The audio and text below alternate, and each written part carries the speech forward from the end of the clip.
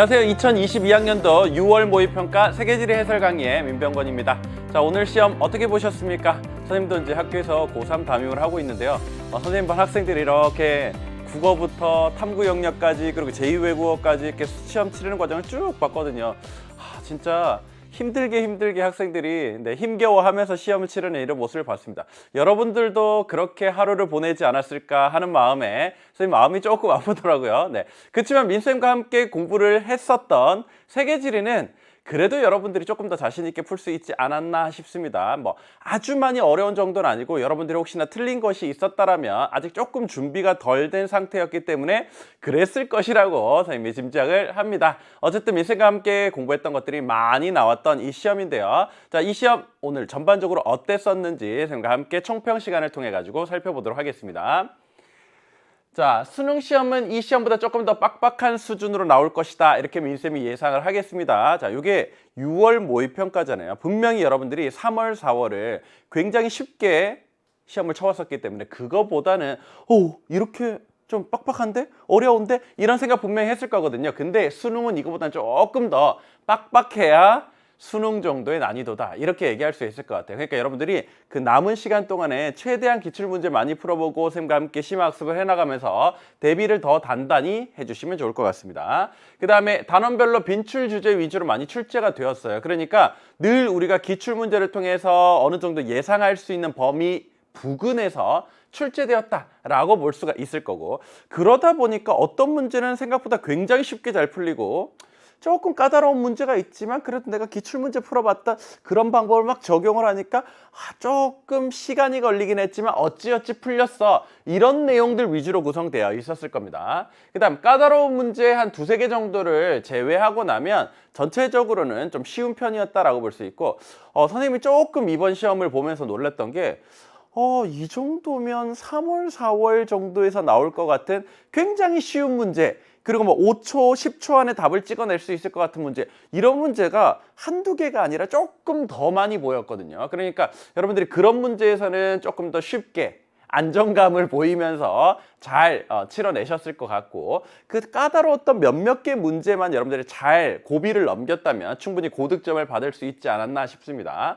자, 그나마 까다로웠던 문제입니다. 아주 어려웠던 정도는 아니고 학생들이 이제 준비 여부에 따라서 어느 정도 준비가 잘 됐느냐에 따라서 맞을 수도 있고 틀릴 수도 있었던 문제, 요런 정도가 있고요.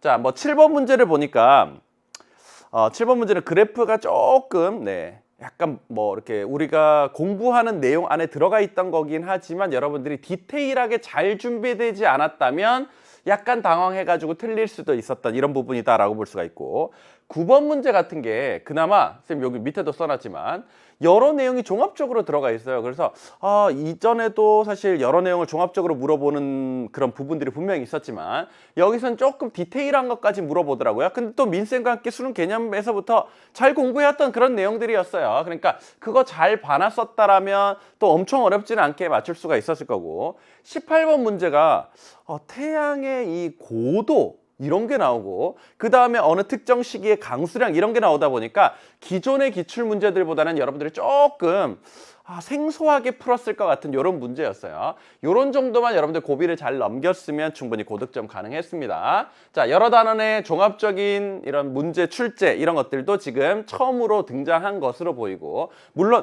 기존에도 그런 기조가 있었지만 조금 더 새로운 유형의 종합적인 문제도 출제되어 있다는 거. 이게 이제 올해에 계속적으로 9월과 수능에 유지될지 그 9월의 모의평가까지의 추세를 지켜보고 판단하면 될 것 같습니다. 자, 단원별 출제표 한번 볼까요? 자, 일단 우리가 늘 예상하는 대로 사실 주요 단원별로 거의 한 문제씩 다 들어가 있거든요. 간간히 빠질 수도 있고 추가적으로 더 들어갈 수도 있곤 하지만 전체적으로 우리가 이렇게 쭉 봐왔던 단원 배분과 유사한 형태를 보이고 있습니다. 일단 선생님이 항상 강조하는 거는 여기서는 무조건 한 문제 이상씩은 꼭 나온다고 했었죠. 그렇죠? 자, 이 부분은 나올 수도 있고 안 나올 수도 있는 거지만 10대에서 무조건 한 문제, 온대에서 무조건 한 문제, 그리고 요런 거는 경우에 따라서 한 문제 또는 두 문제, 여기도 한 문제 또는 두 문제 이렇게 되는 거거든요. 여기서는 이번에 두 문제, 그리고 이거 한 문제, 여기서 한 문제 이렇게 출제가 되었습니다. 어떤 때에는 여기에다가 플러스 하나 더 이렇게 되는 경우도 있으니까 요 정도 여러분들 생각하시면 될 것 같아요. 이거는 우리가 늘 뭐 기출 문제를 통해 가지고 많이 봐온 내용이니까 잘 알고 있을 거고, 그 다음에 이제 이쪽으로 가면 세계화와 지역화가 근래 들어서 많이 출제되는 경향이 있었는데 학력평가에서는 꾸준히 나왔었습니다. 근데 모의평가에서는 빠졌네요. 그렇죠? 그리고 지리정보와 공간인식에서는 늘 나오는 고지도 한 문제 딱 들어가 있습니다. 이거는 너무 여태까지의 기출문제와 크게 다르지 않아가지고 그냥 오히려 예전에 나왔던 약간 어려웠던 기출문제보다도 더 쉬웠거든요. 그래서 어렵지 않게 풀 수가 있었을 겁니다. 자, 그 다음 2단원에서는요, 이 부분을 조금 눈여겨볼 필요가 있어요. 이 부분은 사실 문제 나올 수 있는 4개의 주제를 포함하고 있잖아요. 건조 기후가 있고요, 냉한대 기후가 있고요, 그 다음에 건조 지형이 있고요, 빙하 지형이 있고요. 이렇게 4개의 주제가 있는데 이번 여기 시험에서는 냉한대 기후가 한 문제로 나왔고, 그 다음에 이거 2개를 합쳐서 종합적으로 물어보는 문제가 한 문제가 출제가 되었거든요. 그래서 2문제가 이 단원에서 나오게 되었다. 뭐 여기서 2문제 나오는 건 그게 이렇게 뭐 엄청 놀라운 일도 아니에요. 그렇죠? 대지형이 한 문제가 나왔는데 보통 여태까지의 대지형은 전 세계를 대상으로 하는 경우가 많았었어요. 그렇죠? 근데 이번 문제는 독특하게 어떻게 나왔었습니까? 오세아니아 쪽에 초점을 맞춰가지고 나왔어요. 그래서 이것도 조금 문제 출제 경향이 바뀌어가고 있구나, 이런 걸 보여주고 있습니다. 전 세계를 다 보여주는 것에서 특정 지역을 보여주는 쪽으로 문제 출제 경향이 넘어갈 수도 있어요. 그런 것도 잘 눈여겨보시고, 독특하고 특수한 지형들에서는 카르스트 지형이 굉장히 쉽게 나왔고 나머지에선 사실 이렇게 없었습니다. 그렇죠? 그러다 보니까 여기에서는 예상보다는 조금 덜 출제되었다, 이렇게 볼 수가 있을 것 같고, 그 다음 여기서도 무조건 한 문제 다 아시죠? 그렇죠? 종교에서 한 문제, 인구에서 한 문제, 도시에서 한 문제, 거기다가 식량자원 한 문제, 에너지자원 한 문제. 요거는 늘 변함이 없이 요 추세를 그대로 유지하고 있습니다. 그러니까 무조건 한 문제씩 출제된다라고 생각하시고 접근하셔야 되겠네요.